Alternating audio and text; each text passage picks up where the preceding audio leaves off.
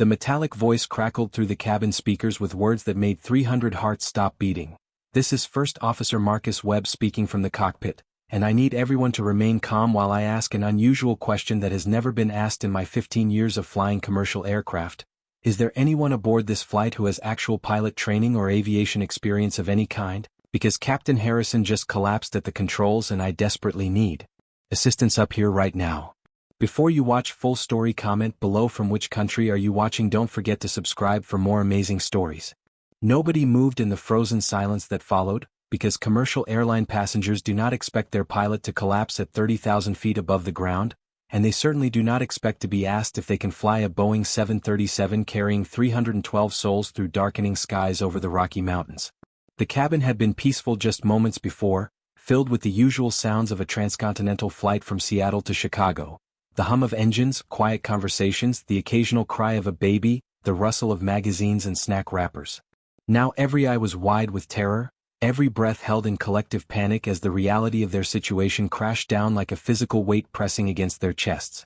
In seat 27F, a 16-year-old girl with dark hair pulled back in a simple ponytail slowly removed her headphones and set down her phone, where moments before she had appeared to be doing exactly what every adult around her assumed she was doing. Scrolling through social media, texting friends, listening to music, being a typical teenager who wanted nothing more than to be left alone with her devices during the boring hours of air travel. Her name was Alexis Lexi Brennan, though nobody on this flight knew that name or would have recognized it even if they heard it, because she traveled under circumstances that required discretion and she carried documentation that listed her simply as a minor flying alone between family obligations that adults assumed involved divorced parents or school programs or any of the ordinary reasons that teenagers fly unaccompanied across the country. The flight attendants had checked on her 3 times since boarding, their voices carrying that particular tone adults use with teenagers they assume need supervision. Friendly but slightly patronizing, making sure she knew where the bathroom was located, asking if she wanted extra snacks, treating her like someone who might not understand basic airplane etiquette or need help with her seatbelt even though she was 16 years old and perfectly capable of managing a commercial flight as a passenger. She had smiled politely each time, nodded, gone back to her phone, reinforcing their impression that she was just another quiet kid who preferred solitude over conversation with strangers, someone who would spend the entire 4-hour flight with headphones on and cause no trouble whatsoever. The businessman in 27E had glanced at her when he first sat down, registered her age and her closed-off body language, and immediately decided not to attempt conversation, respecting what he interpreted as a teenager's obvious desire to be left alone with her digital world. The elderly couple in 27C and 27D had smiled at her in that warm way older people smile at young people, but they too had recognized the universal teenager signal of headphones and downcast eyes that said, "Please do not try to make small talk with me," and they had honored that boundary throughout the flight.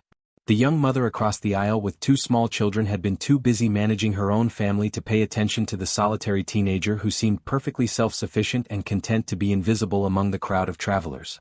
This was exactly how Lexi preferred it, because drawing attention to herself would raise questions she could not answer, and her presence on this particular flight was already complicated enough without adults becoming curious about who she was or where she was going or why a 16-year-old was flying alone without visible signs of parental supervision beyond the airline's unaccompanied minor protocols. She carried a standard teenage backpack that could belong to any high school student.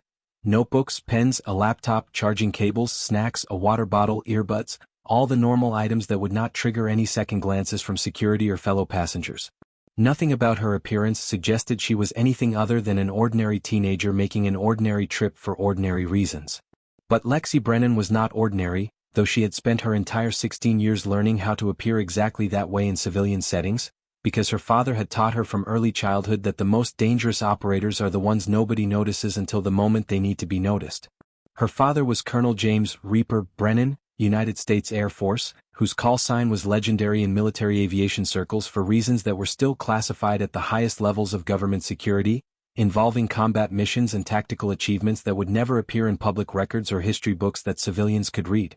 The call sign Reaper had been earned through actions in hostile airspace that saved countless lives and accomplished objectives that changed the course of conflicts in ways the public would never know, and among fighter pilots and military aviators, that call sign commanded instant respect and recognition.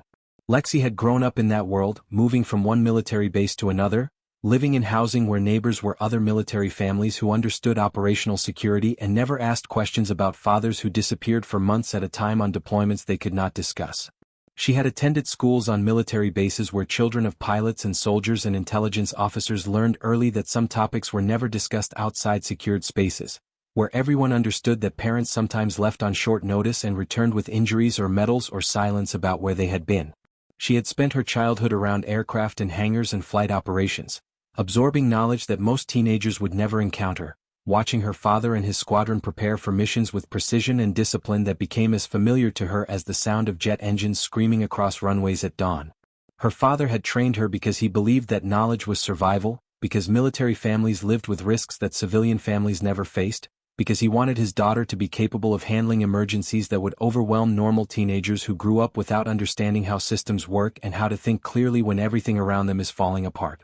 He had taught her to read aviation charts when she was 10 years old, explaining flight instruments and navigation systems during long evenings when he was home between deployments, using training manuals and simulator programs to show her how pilots think and react during critical situations.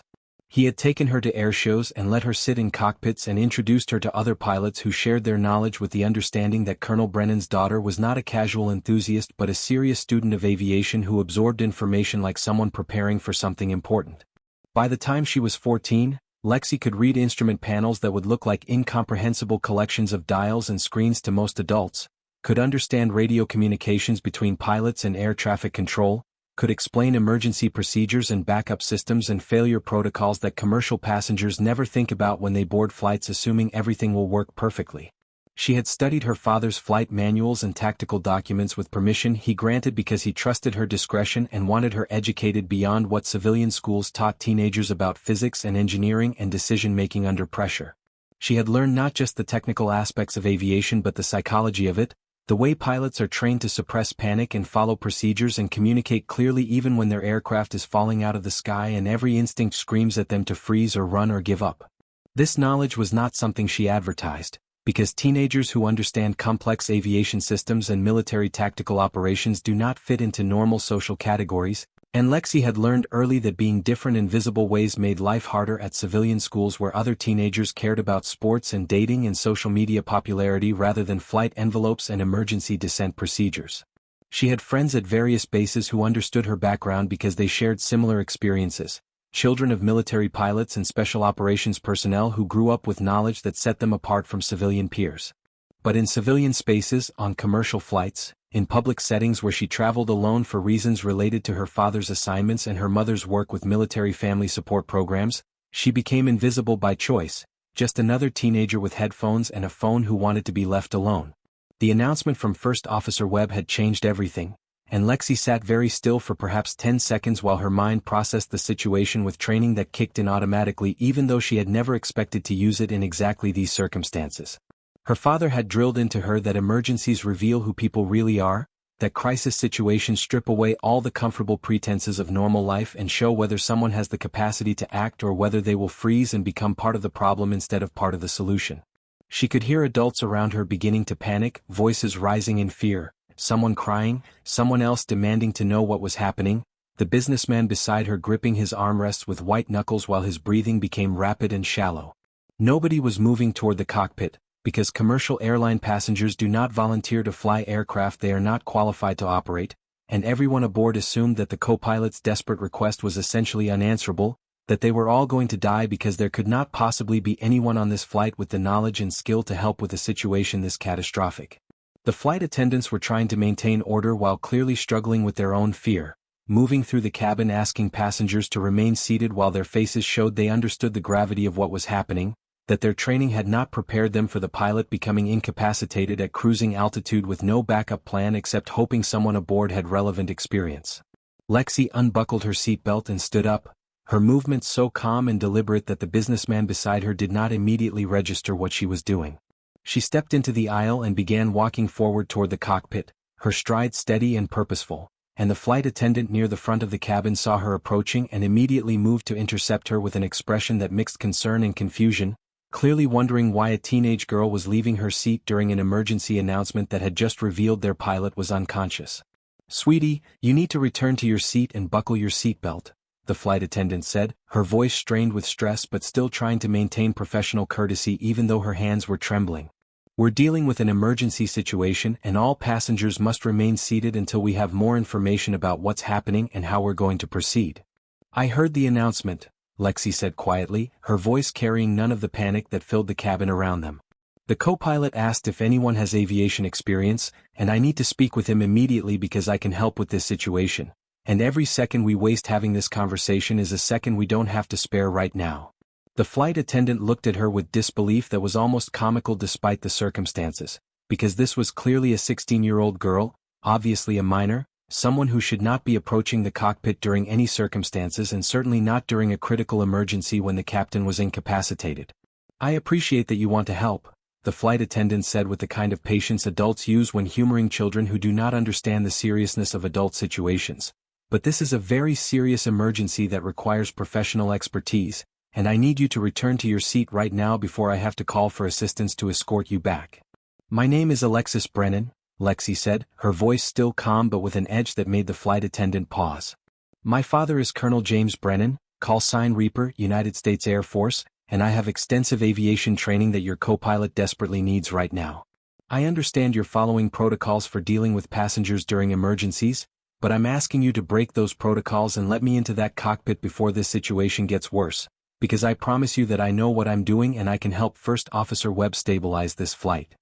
The flight attendant stared at her, clearly struggling to process what she was hearing, because teenagers do not talk like this and do not claim to have aviation expertise that could help with professional pilot emergencies. Other passengers nearby were watching now, their fear momentarily distracted by this strange confrontation between a flight attendant and a teenage girl who was speaking with confidence that seemed impossible given her age. Someone behind them muttered something about kids watching too many movies, someone else said this was not the time for games, and the collective assumption was clear. This girl was either delusional or attention-seeking or somehow not understanding the reality of their situation. But the flight attendant had been trained to recognize genuine authority beneath unexpected surfaces, and something in Lexi's eyes and voice triggered instincts that said this was not a teenager playing pretend or trying to be helpful without understanding the situation. The use of military terminology, the specific mention of a call sign and rank, the way she spoke without hysteria or bravado but with simple directness that suggested she genuinely believed she could contribute something valuable, these details added up to something that seemed impossible but could not be immediately dismissed as fantasy. Wait here, the flight attendant said, making a split-second decision that violated her training but matched her intuition that this situation was so far outside normal parameters that normal rules might not apply. She moved quickly to the cockpit door, knocked in a specific pattern, spoke through the intercom with urgency, and moments later the reinforced door opened a crack to reveal First Officer Marcus Webb's face, pale with stress and exhaustion, his eyes showing the strain of trying to fly the aircraft and manage a medical emergency simultaneously while knowing that hundreds of lives depended on decisions he was making alone without the support of his captain. The flight attendant spoke rapidly to Webb, explaining that a teenage passenger was claiming aviation expertise and military family connections, and Lexi could see the co-pilot's expression shift through multiple reactions in seconds. Skepticism, desperation, calculation, and finally a kind of grim willingness to consider anything that might help because their situation was deteriorating and he had no good options available. He looked past the flight attendant directly at Lexi, studying her with the quick assessment pilots learn to make when evaluating whether someone can be trusted with critical information or responsibility. What's your father's call sign? Webb asked, his voice rough with stress but sharp with focus. Reaper, Lexi replied immediately. Colonel James Brennan, 37th Fighter Squadron, previously stationed at Nellis Air Force Base, currently assigned to classified operations I cannot discuss in open spaces. His squadron commander is Colonel Patricia Morrison, call sign Viper, and his wingman is Major David Chin, call sign Dragon. I can provide additional verification details if you need them, but I'm asking you to let me into that cockpit now because you need help and I have training that can make a difference in how this emergency resolves. Webb's expression changed completely, because those were not details a teenager would know unless she genuinely had access to military aviation circles where call signs and squadron assignments were common knowledge. The name Reaper carried weight among pilots who followed military aviation news and understood which call signs represented legendary careers, and while Webb had never met Colonel Brennan personally, he had heard stories about missions and achievements that made that particular call sign recognizable to anyone who paid attention to fighter pilot communities. Get in here, Webb said, pulling the cockpit door fully open and gesturing for Lexi to enter quickly. I don't know how much you actually know, but Captain Harrison had a massive stroke about 4 minutes ago and I've got this aircraft on autopilot while trying to coordinate with air traffic control and figure out emergency landing options, and I could use an extra set of hands and eyes even if you're just reading checklists or helping me monitor instruments while I focus on flying. Lexi stepped into the cockpit and immediately processed the scene with training that allowed her to see past the emotional chaos to the technical reality of their situation. Captain Harrison was slumped in his seat, unconscious and unresponsive, his breathing labored and irregular, clearly experiencing a severe medical emergency that required immediate hospitalization that was impossible at 30,000 feet above mountainous terrain. The instrument panels showed the aircraft was stable in level flight under autopilot control, but Lexi knew that autopilot systems could not handle the complex decision-making required for emergency situations, could not communicate with air traffic control, could not manage the dozens of critical tasks that pilots handle continuously during normal operations and especially during crises. First Officer Webb looked exhausted and overwhelmed, sweat visible on his forehead despite the cool temperature in the cockpit, his movements showing the strain of trying to do two jobs simultaneously while dealing with the psychological shock of watching his captain collapse without warning during routine cruise operations. He was young for a first officer, probably late 20s or early 30s, competent enough to have earned his position but clearly not experienced enough to handle this situation with the calm confidence that comes from decades of flying through every possible emergency scenario. What do you need me to do? Lexi asked, her voice cutting through the chaos with clarity that made Webb focus on her completely. I need to get Captain Harrison out of his seat so I can secure him properly and make sure he's not going to interfere with flight controls if he has a seizure or convulsion, Webb said rapidly, speaking faster than normal as stress compressed his communication into bursts of essential information. Then I need to coordinate with Denver Center about emergency landing options because we're currently over the Rockies and we need to find an airport that can handle a wide-body aircraft with full emergency response capabilities. I need to calculate fuel consumption and descent profiles and brief the cabin crew about emergency procedures, and I need to do all of this while flying the aircraft because autopilot can only do so much and I cannot afford to make mistakes with 300 people depending on me to get this right. Okay, Lexi said, already moving toward Captain Harrison's position with confidence that came from growing up around military pilots who trained constantly for emergency procedures. I'll help you move Captain Harrison. Then I'll take the right seat and assist with communications and checklist procedures while you focus on flying and making command decisions. I know Boeing systems and I can read instruments and I understand emergency protocols, so tell me what you need and I'll do it exactly as you direct without questioning or hesitating. Webb stared at her for a moment, clearly struggling to process that a 16-year-old girl was speaking with competence that matched experienced crew members, but desperation overrode skepticism and he nodded sharply. Together they carefully moved Captain Harrison from his seat, a difficult task in the confined cockpit space that required coordination and strength Lexi had developed through years of military fitness training that her father insisted was essential for anyone who might need to handle physical emergencies. They secured Harrison in a position where he could not accidentally contact any controls, and Lexi could see that his condition was grave, his breathing shallow and his color poor, indications that he needed intensive medical care far beyond what could be provided in an aircraft cockpit at altitude. Lexi slid into the right seat, the captain's seat, feeling the weight of responsibility settle over her even though she was not actually flying the aircraft yet.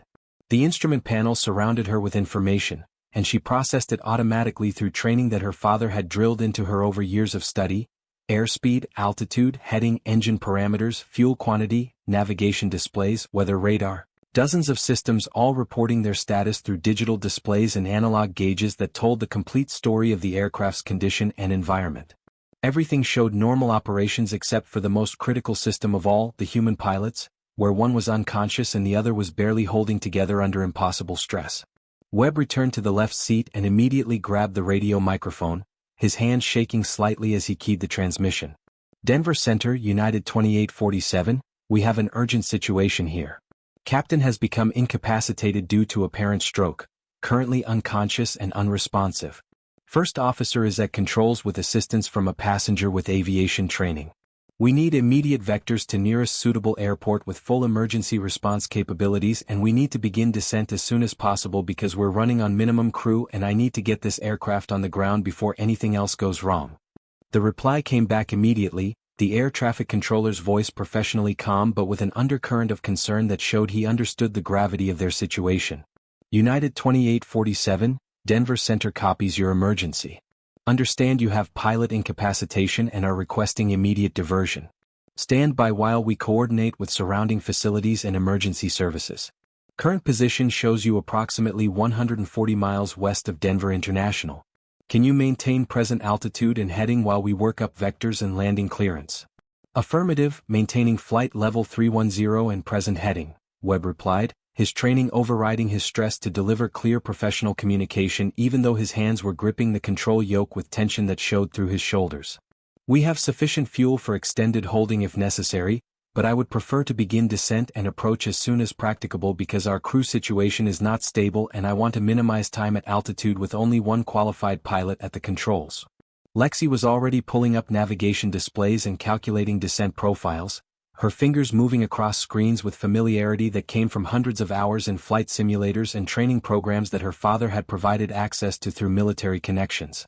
She understood how to read instrument approach procedures and calculate descent rates and determine optimal glide slopes that would bring a heavy aircraft down safely from cruising altitude without creating passenger discomfort or structural stress. She pulled up weather information for Denver International, noting wind conditions and visibility and runway configurations, processing data that would be essential for planning their approach and landing. Denver International current conditions show winds 270 at 12 knots, visibility 10 miles, ceiling broken at 2,500 feet, Lexi said clearly, reading from displays that showed real-time weather data uplinked to the aircraft systems. Runways 35 left and 35 right are active for arrivals based on current traffic flow. Both are 12,000 feet and have full ILS approaches available. We should request runway 35 left because it has better emergency vehicle access and can keep us clear of other traffic while we work through landing procedures. Webb looked at her sharply, surprised by her use of proper terminology and her apparent understanding of airport operations and approach planning. "How do you know all this?" he asked, momentarily distracted from his overwhelming task load by the impossibility of a teenager speaking like an experienced crew member. "My father taught me," Lexi said simply. "He believed that knowledge might save my life someday, and he spent 16 years making sure I understood how complex systems work and how to think clearly during emergencies. I'm not a licensed pilot and I'm not claiming I can fly this aircraft, but I can assist you with procedures and calculations and communications so you can focus on the actual flying and decision-making that requires your experience and authority as pilot in command." The radio crackled again with Denver Center calling back. "United 2847, we have coordination complete for your emergency diversion. You are cleared to descend and maintain flight level 240, proceed direct to the Denver VORTAC, expect vectors for ILS approach to runway 35 left. Emergency equipment will be standing by, medical facilities are being alerted for priority ambulance response upon landing. Souls on board and fuel remaining?" Webb keyed the microphone. "United 2847 descending to flight level 240 direct Denver VORTAC, we have 312 souls on board including crew, fuel remaining approximately 22,000 pounds. We will require medical transport immediately upon landing for incapacitated crew member who experienced apparent stroke at altitude approximately 10 minutes ago." Lexi was already working through descent checklists, calling out items from memory that her father had made her memorize because he said pilots who needed to read basic procedures during emergencies were pilots who had not prepared adequately for their responsibilities. "Descent checklist," she said, her voice steady. "Pressurization controls set for descent, passenger signs activated, cabin crew notified, altimeters cross-checked and set for destination field elevation, landing data computed and verified, approach briefing to be completed prior to final approach fix." Webb glanced at her again, and this time his expression showed something beyond surprise. It showed recognition that whoever this teenager was, she had genuine training that was proving invaluable during a crisis where every small task he could delegate to someone competent freed his mental capacity to focus on the critical tasks that only he could perform as the remaining qualified pilot aboard. He began the descent, carefully managing the throttles and flight controls to bring the massive aircraft down smoothly through the thinner air at high altitude while monitoring multiple systems and preparing mentally for the approach and landing that would require absolute precision with no margin for error. Behind them in the main cabin, passengers were experiencing their own crisis of fear and uncertainty, because the announcement about pilot incapacitation had created exactly the kind of panic that airline crews trained to prevent. Flight attendants were moving through the aisles trying to provide reassurance while secretly sharing their own terror about what was happening in the cockpit, because they understood better than passengers that flying is a two-pilot operation and losing half the crew during cruise operations was a nightmare scenario that rarely ended well. Some passengers were praying, some were crying, some were calling loved ones on their phones despite announcements to keep electronic devices in airplane mode, leaving messages that sounded like final goodbyes because they assumed this flight was going to crash and kill everyone aboard.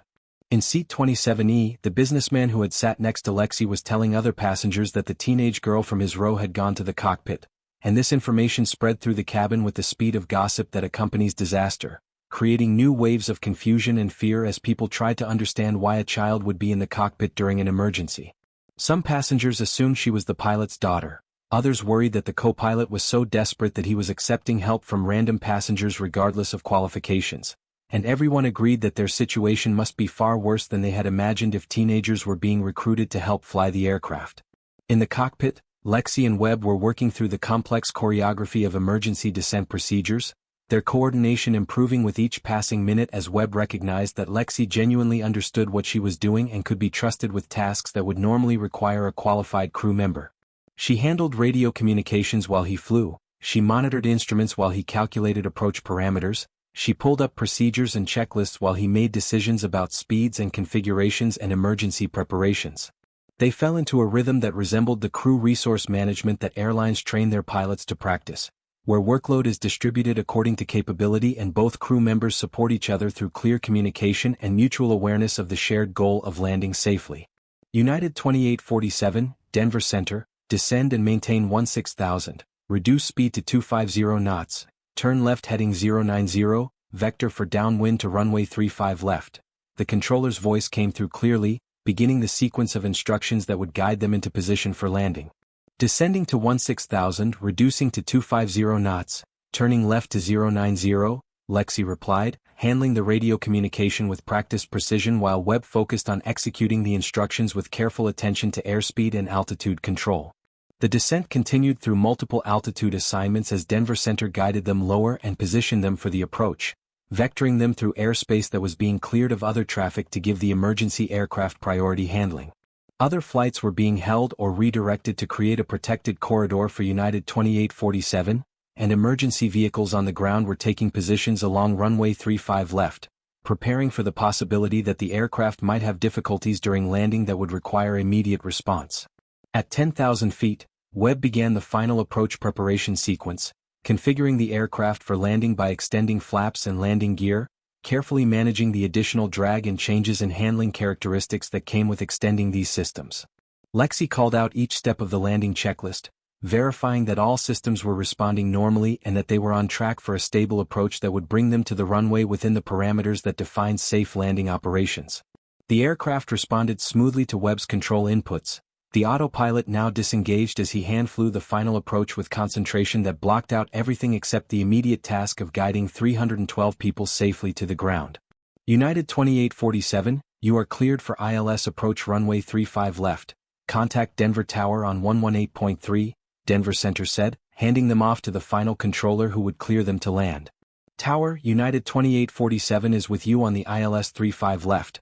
We have the field in sight. Requesting priority landing clearance for our emergency, Lexi transmitted, switching frequencies smoothly and maintaining professional communication protocols that kept information flowing clearly between aircraft and ground. United 2847, Denver Tower, you are cleared to land runway 35 left. Winds 280 at 10 knots, emergency equipment is standing by. No other traffic is a factor, you have the airport to yourself. Be advised that we have news helicopters in the area monitoring your approach, but they are maintaining safe distance from your flight path. Webb brought the aircraft down through the final approach segment, his hands steady on the controls now despite the stress of the past 30 minutes, his training and experience allowing him to execute the landing with smooth precision even though exhaustion and emotional strain were pulling at the edges of his consciousness. Lexi watched the instruments and called out altitudes and speeds, providing the backup monitoring that helped ensure Webb maintained the exact flight path required for safe landing. The runway appeared ahead through the windscreen, emergency vehicles lined up along its length with lights flashing, creating a corridor of red and white and amber that looked like a strange welcoming ceremony for an aircraft that had just survived a crisis that should have ended in disaster. The main landing gear touched down smoothly, The impact barely noticeable as Webb executed a textbook landing that would have earned praise during normal operations and was even more impressive given the circumstances that brought them to this moment. He deployed thrust reversers and applied brakes with careful modulation, bringing the massive aircraft to a controlled stop while emergency vehicles began rolling alongside them, ready to respond instantly if any problems developed during landing rollout. United 2847 is down and stopped on runway 35 left. We need immediate medical transport to the aircraft for our incapacitated crew member, Lexi transmitted, maintaining her role as communicator while Webb completed the after-landing checklist with movements that showed he was operating on autopilot now that the immediate danger had passed. Copy that. United 2847 medical units are approaching your position now. Remain on the runway and await emergency personnel, Tower replied. Outstanding work bringing that aircraft down safely, both of you. Webb finally released the controls and sat back in his seat, his hands trembling now that the crisis was over and the adrenaline that had kept him focused was draining away, leaving exhaustion in its place. He looked at Lexi with an expression that mixed gratitude and disbelief and something close to awe, because she had just helped him save 312 lives through knowledge and competence that should not exist in someone her age but had proved absolutely essential during the most critical hour of his career. "Who the hell are you?" Webb asked quietly, his voice rough with emotion he was barely containing. "I mean, I know you're Colonel Brennan's daughter, but that doesn't explain how a 16-year-old kid knows how to handle emergency procedures like an experienced crew member who has been flying professionally for years." "I grew up around military aviation," Lexi said simply, removing the headset that looked oversized on her teenage frame. "My father believed that being unprepared was the most dangerous condition someone could live with, so he taught me everything he could about flying and systems and emergency procedures, just in case I ever needed that knowledge. I never expected to need it like this, but I'm glad I had it when you needed help." The cockpit door opened and flight attendants rushed in along with paramedics who immediately began assessing Captain Harrison's condition and preparing to transport him to the waiting ambulance. Other emergency personnel began boarding the aircraft to assist with passenger evacuation and to check for any other medical issues that might have developed during the stressful flight. News helicopters circled overhead capturing footage that would appear on every news broadcast within the hour, showing the emergency landing that had become a major story the moment word spread about a teenage passenger helping to save a flight after the captain collapsed. Airport authority officials and FAA investigators arrived within minutes, beginning the documentation process that follows every aviation emergency, interviewing crew and passengers and reviewing aircraft systems to understand exactly what happened and how the situation was resolved. When they learned that a 16-year-old passenger had been in the cockpit assisting the first officer, their skepticism was immediate and obvious, because regulations do not permit unauthorized personnel in the cockpit and certainly do not envision scenarios where teenagers participate in emergency flight operations regardless of their claimed qualifications. But when they checked Lexi's identification and ran background verification that revealed her connection to Colonel James Reaper Brennan, attitude shifted dramatically, because that call sign opened doors and commanded respect throughout military and civilian aviation communities. Phone calls were made to military liaison offices, which confirmed that Lexi Brennan was indeed the daughter of one of the most decorated fighter pilots in recent military history, that she had grown up with access to aviation training and resources that far exceeded normal civilian education, and that her father's reputation vouched for her competence in ways that official certifications could not match. The story exploded across news media within hours, because the combination of dramatic emergency landing and teenage hero created exactly the kind of narrative that captures public attention and generates millions of views and shares across social media platforms. Video from the news helicopters showed the aircraft landing smoothly despite the crisis that had unfolded at 30,000 feet, and interviews with passengers revealed the collective shock when they learned that the quiet teenage girl who had been sitting silently with her headphones throughout the flight had actually saved their lives by assisting the overwhelmed co-pilot through procedures that required expert knowledge and calm nerves. The businessman from seat 27E gave emotional interviews describing how he had sat next to Lexi for 2 hours assuming she was just another teenager scrolling through her phone, never imagining that she possessed aviation expertise that would prove critical when their pilot collapsed. The flight attendants who had initially tried to send her back to her seat talked about their disbelief when this 16-year-old insisted she could help in the cockpit, and their amazement when they learned she had genuinely saved the flight through competence that exceeded what most adults could demonstrate during such intense crisis situations. Passengers who had been certain they were going to die expressed gratitude and wonder that their lives had been saved by someone young enough to be their daughter or granddaughter. Aviation experts interviewed by news networks initially expressed skepticism that a teenager could have meaningfully contributed to handling a commercial aircraft emergency, suggesting that the co-pilot must have done all the actual work while the passenger merely watched or provided moral support. But First Officer Marcus Webb gave detailed accounts of exactly how Lexi had handled communications and checklists and system monitoring with competence that freed him to focus on flying, emphasizing that without her assistance he would have been task-saturated and potentially unable to manage all the simultaneous demands of the emergency.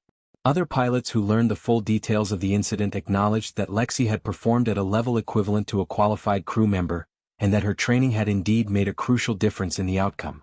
The military aviation community responded with pride and recognition, because Lexi's actions reflected the training and values that Colonel Brennan had instilled in his daughter, demonstrating that children raised in military families absorb capabilities that civilians rarely encounter. Stories emerged about other military children who had similar experiences growing up around advanced operations and classified training, who learned skills far beyond what schools teach because their parents believed in preparing them for emergencies that might never come but could prove lethal if they were unprepared when crisis struck. Colonel James Reaper Brennan arrived at Denver International Airport within 6 hours, traveling from his classified assignment through military transport that moved with the priority reserved for emergency family situations. When he reached his daughter in the private lounge where airport officials had taken her away from the media chaos, he pulled her into a long embrace that communicated pride and relief and love beyond what words could express. He had trained her for exactly this kind of situation without ever wanting her to face it, had given her knowledge that most fathers keep away from their children because it represents dangers they hope their kids will never